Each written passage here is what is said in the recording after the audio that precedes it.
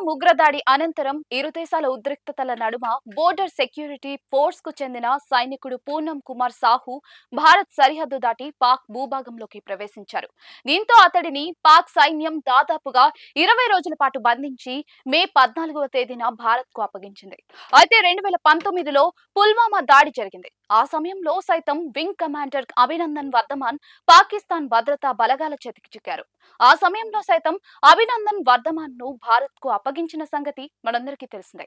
పుల్వామా ఉగ్రదాడికి ప్రతీకారంగా పాక్ ఆక్రమిత కశ్మీర్లోని బాలాకోట్ ఉగ్రవాద స్థావరాలపై Bharat surgical strikes చేసింది.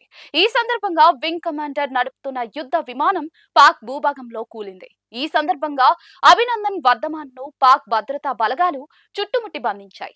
ఈ నేపథ్యంలో యుద్ధంలో దొరికిన జవాన్లను తిరిగి వారిని స్వదేశానికి అప్పగించాలంటూ గతంలో జనీవా ఒప్పందం మేరకు అభినందన్ వర్ధమాన్ ను భారత్ కు అప్పగించారు.